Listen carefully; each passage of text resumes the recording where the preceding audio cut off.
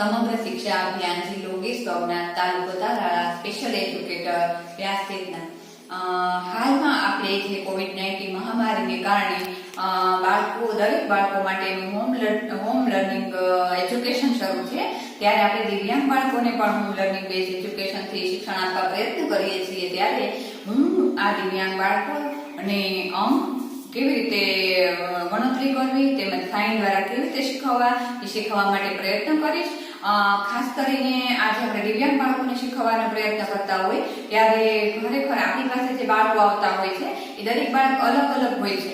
દરેક બાળકની શીખવાની ક્ષમતા અલગ અલગ હોય છે, એની ડિસેબિલિટીમાં વધારો ઘટાડો હોય છે।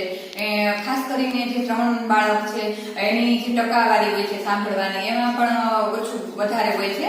તો અને બાળક બહુ મોટી ઉંમરે જ્યારે એજ્યુકેશનમાં આવે છે, શરૂ કરે છે ભણવાનું, અને પછી બાળકને જ્યારે સ્પીડ ડેવલપ થવાનો બહુ ઓછો ચાન્સ હોય છે, એની પાસે કોઈ શ્રવણ શક્તિ બહુ ઓછી હોય છે, ત્યારે બાળકને આપણે સાઇન દ્વારા શીખવવું પડે છે। અને ખાસ કરીને સાઇન એક જ આપણે એને શીખવા કરશું તો બીજા બાળકો પણ એની સાથે બેસે છે। આપણે એક શાળામાં જઈએ ત્યારે અલગ અલગ બાળકો આપણી પાસે બધા બેસતા હોય છે, તો આપણે ટોટલ કોમ્યુનિકેશન પદ્ધતિ દ્વારા દિવ્યાંગ બાળકો અને શીખવા માટે પ્રયત્ન કરીએ તો એમાં બધી પદ્ધતિઓ આવી જાય છે। ટોટલ કોમ્યુનિકેશન પદ્ધતિ એટલે કે એમાં આપણે જ્યારે 3 બાળક હોય તો જે બાળકની સ્પીડ ડેવલપમેન્ટ થતી હોય તો એ બાળકને આપણે સ્પીચ શીખવામાં વધારે એને સ્પીચ દ્વારા શિક્ષણ આપવાનો પ્રયત્ન કરશું, એ પણ આપણે ધારવાર કરશું, અને સાઇન પણ કરશું, એલઆરટી પણ કરશું, ઓડિટરી ટ્રેનિંગ દ્વારા પણ શીખવશું કે જેથી બાળકની શ્રેષ્ઠ શ્રવણ શક્તિ રહેલી હોય તો એ શ્રેષ્ઠ શ્રવણ શક્તિનો ઉપયોગ કરતા એ શીખે, ધ્યાન આપતા શીખે અવાજ તરફ। અને થોડું જે આપણે સામાન્ય બાળકોની સાથે રહે છે ત્યારે સામાન્ય બાળકના વાતાવરણમાં એ વધારે સારી રીતે હળી મળીને રહી શકે એવું એને એજ્યુકેશન આપણે આપીએ તો એને ખૂબ ઉપયોગી પુરવાર થાય છે।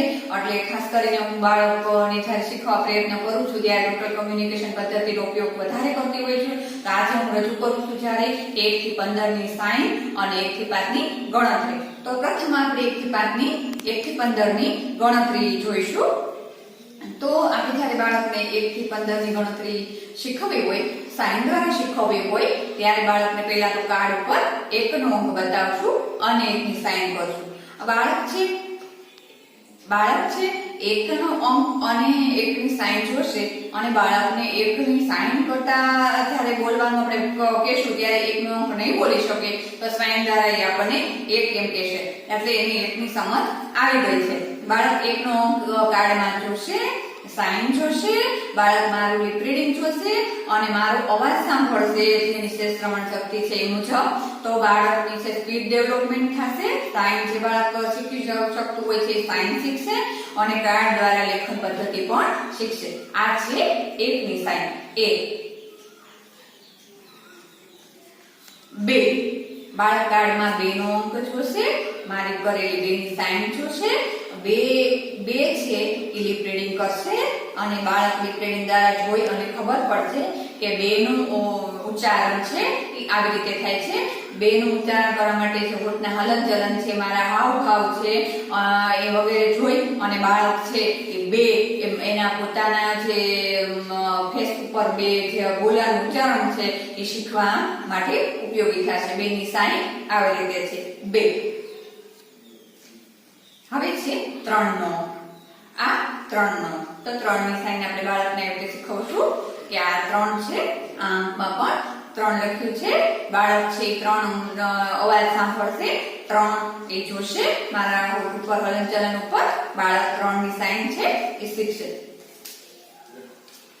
4 બાળક 4 નો છે કાર્ડ ઉપર જોશે, સાઇન જોશે, હાવભાવ જોશે, લિપ રીડિંગ કરશે, બાળક 4 ની સાઇન જોશે। 5 બાળક કાર્ડ પર 5 જોશે, લિપ રીડિંગ કરશે, સ્પીચ સાંભળશે, ઓડિટરી મેળવશે, હાવભાવ ચહેરા પરના હાવભાવ જોઈ અને 5 નો છે એ સાઇન 5 છે। જે બાળક છે એ સ્પીચ નહીં કરી શકતું એ બાળક સાઇન યાદ રાખશે કે આ 5 ની સાઇન છે।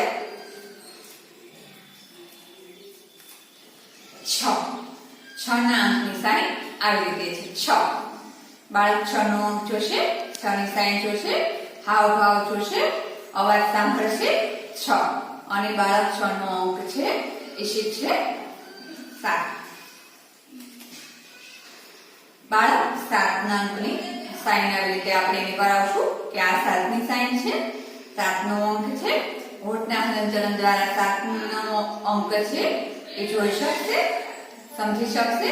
હાવભાવ દ્વારા, એલરીપી દ્વારા, લિપ રીડિંગ દ્વારા બાળક આપણા હાવભાવ અને આપણા હોઠના હલનચલન 7 બોલવા માટે જ્યારે આપણે જીભ આમ ઉચ્ચારણ કરે છે ત્યારે બાળક ખાસ જોશે. જે બાળક સ્પીચ ડેવલપમેન્ટ થાય છે એ બાળક આપણી સ્પીચ જોશે. 7 ની સાઈન છે, 7 ની સ્પીચ હાવભાવ.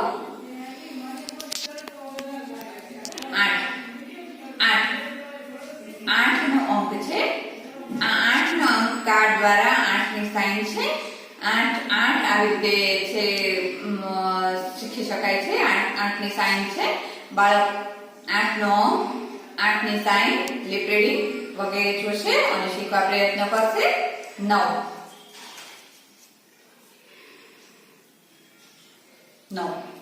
આ 9 ની સાઈન છે. 9 ની સાઈન છે એ બાળક જોશે કે આ 9 ની સાઈન છે. કાર્ડમાં 9 લખેલા છે. 9 જોઈને બાળક મારા હોઠના હલનચલન જોશે, 9 ની સાઈન જોશે અને 9 ની સાઈન શીખવા માટે પ્રયત્ન કરશે.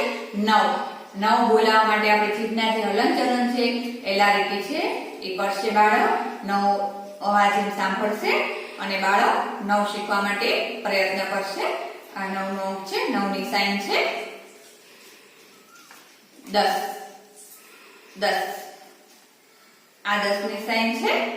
10 અંકની સાઈન, આ 10 અંક છે. 10 ની સાઈન આવી રીતે છે.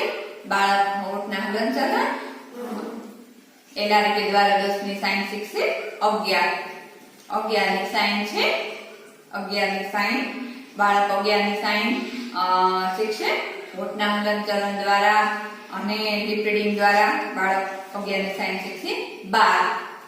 12 આપણે બોલીએ છીએ 12 ત્યારે આપણા હોઠ છે ભેગા થાય છે 12 એટલે બાળક આપણા હોઠના હલનચલન જોશે. 12 ની સાઈન આવી રીતે છે. બાળકને 12 ની સાઈન બતાવશું. બાળક સાઈન જોશે અને 12 નો શીખી શકશે. 13 કાર્ડમાં 13 નો અંક જોશે, 13 ની સાઈન જોશે બાળક. 13 શબ્દ છે એનું એલઆરઈટી કરશે, લિપ રીડિંગ કરશે. 13 નો અંક શીખશે. 14 કાર્ડમાં 14 લખેલા છે.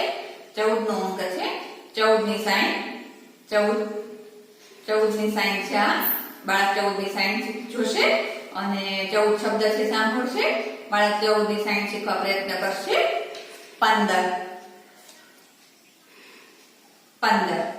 15 ની સાઈન છે. 15 નો અંક જોશે, 15 ની સાઈન જોશે.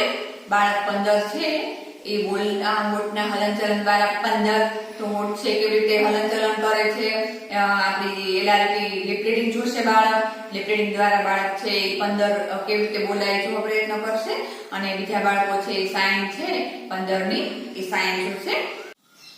1 થી 15 ની ગણતરી આપણે શીખ્યા. બાદ હવે આપણે 1 થી 5 ની ગણતરી સાઈન શીખ્યા. 1 થી 15 ની હવે આપણે 1 થી 5 ની ગણતરી શીખશું. બાળકને જ્યારે દિવ્યાંગ બાળકોને 1 થી 5 ની ગણતરી અથવા કોઈ પણ ગણતરી શીખવી હોય ત્યારે એ લોકોની પરિસ્થિતિ કેવી હોય છે કે જ્યારે નોર્મલ બાળક હોય છે એક વસ્તુ જોવે અને વારંવાર એ બોલે ત્યારે સામાન્યતઃ શીખી જતો હોય છે કે એક છે એ આ વસ્તુ છે. અને દિવ્યાંગ બાળક છે એને કંઈ પણ એક વસ્તુ સાથે બતાવો ત્યારે એ વસ્તુ એની પાસે શબ્દ ભંડોળ ઓછો હોય છે, ભાષા ભંડોળ ઓછો હોય છે.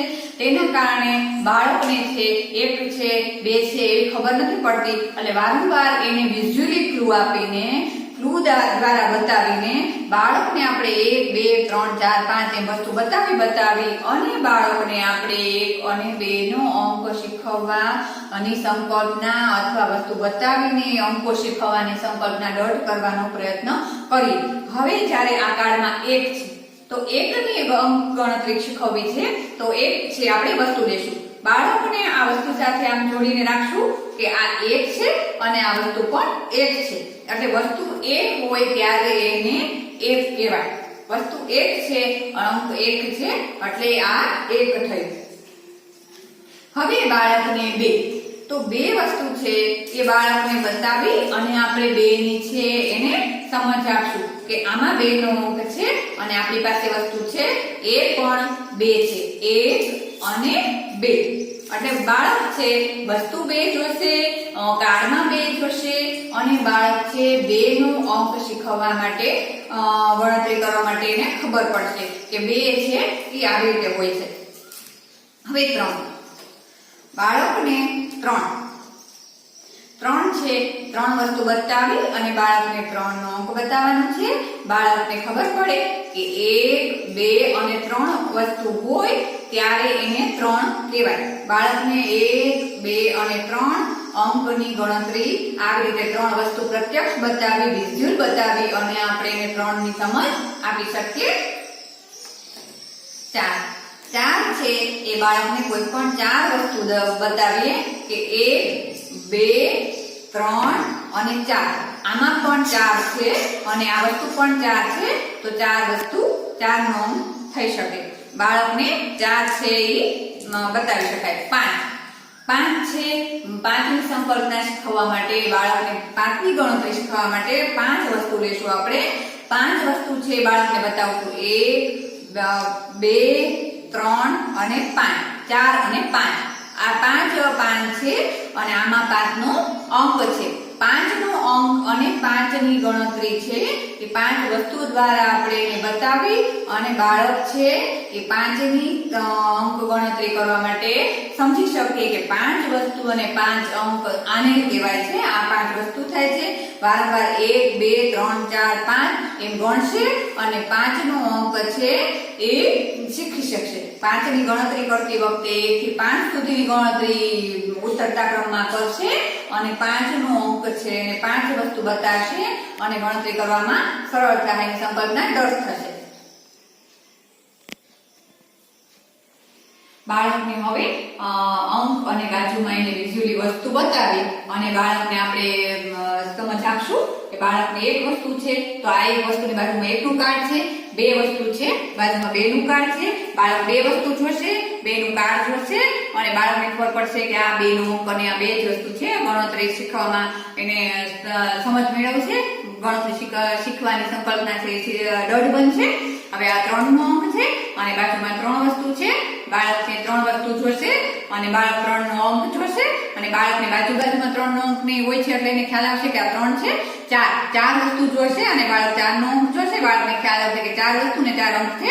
5 અને 5 વસ્તુ છે. બાળક 5 વસ્તુ જોશે અને 5 નો અંક જોશે. બાળકને ખ્યાલ આવશે કે 5 વસ્તુ છે અને 5 નો અંક છે. બાળક ગણતરી કરવા માટે શીખી શકશે. બાળકને જ્યારે આપણે વારંવાર પુનરાવર્તન કર્યું, પ્રત્યેક વસ્તુ બતાવી, અંક બતાવ્યા, હવે આપણે બાળકને કેટલી સંકલ્પના સિદ્ધ થઈ છે માટે સામાન્ય એનું મૂલ્યાંકન કરશું. બાળકને છે એ બધા કાર્ડ હાથમાં આપશું. બાળકને કહીશું કે જે વસ્તુ તને ક્રમમાં 1, 2, 3, 4 છે એ તું કાર્ડમાંથી ક્યાં અંકો અને કેટલી વસ્તુ છે એની મેચિંગ કર, એની સાથે જોડાણ કર. તો બાળક છે એ 1 ના અંક સામે 1 વસ્તુ જોડશે, 2 ના અંક સામે 2 નો કાર્ડ મૂકશે, 3 વસ્તુ સામે 3 નું કાર્ડ મૂકશે, 4 વસ્તુ સામે 4 નું કાર્ડ મૂકશે અને 5 ની વસ્તુ સામે 5 નું કાર્ડ મૂકશે. તો બાળકને ક્રમમાં ખબર પડી ગઈ છે કે ક્રમમાં છે 1 થી 5 ની વસ્તુ છે અને આ 1 થી 5 નું કાર્ડ છે. તો એ 1 થી 5 ની એને ક્રમમાં સંકલ્પના દઢ થઈ ગઈ છે. એ મૂલ્યાંકન એને કરી શક્યું છે બાળક. તો બાળકને છે એના કાર્ડ આપી અને આપણે એને ક્રમમાં ગોઠવી અને જોઈ લીધું છે. પણ બાળકને જ્યારે ગણતરીનો પ્રશ્ન આવે ત્યારે જુદી જુદી સંખ્યાઓ હોય છે. તો જુદી જુદી સંખ્યાનું મૂલ્યાંકન બાળક કરી શકે છે કે નહીં એ આપણે હવે આગળ જોઈશું. બાળક ક્રમમાં મૂલ્યાંકન કરતું શીખી ગયું છે. હવે જ્યારે બાળકે ક્રમમાં મૂલ્યાંકન કરી નાખ્યું છે ત્યારે આપણે બાળકને કેટલી સંકલ્પના દઢ થઈ છે એ માટે બાળકને આડાવડી વસ્તુ અને એના હાથમાં આડાવડા કાર્ડ આપશું. વસ્તુ અહીંયા આડાવડી ગોઠવેલી છે, ક્રમમાં વસ્તુ નથી. 1 નો અંક પણ અલગ જગ્યાએ ગોઠવેલો છે, 2 ના અંક અલગ જગ્યાએ ગોઠવેલા છે, 1 થી 5 વસ્તુ છે અલગ જગ્યાએ ગોઠવેલી છે, ક્રમમાં નથી. બાળકને કાર્ડ પણ આપણે અલગ આડાવડા ગોઠવીને આપશું એના હાથમાં. બાળક છે એ અંક પેલો ગોતવા પ્રયત્ન કરશે કે આ એકનો અંક ક્યાં છે અને વસ્તુ એક ક્યાં છે, અને જો એકની વસ્તુ સામે એકનું કાર્ડ મૂકે તો બાળકનું સામાન્ય મૂલ્યાંકન થઈ શકે. આપણે બાળકનું સામાન્ય મૂલ્યાંકન કરી શકીએ. બાળકની ગણતરીની સંકલ્પના વધારે દ્રઢ બનશે. બાળક ગણતરી શીખવા માટે સક્ષમ બનશે. બે વસ્તુ આમાંથી જોશે, પછી સાઇન કરશે. બાળક સાઇન દ્વારા જોશે કે બે ક્યાં છે તો 1 2 આમ જોઈ અને બાળક આવી રીતે કરશે.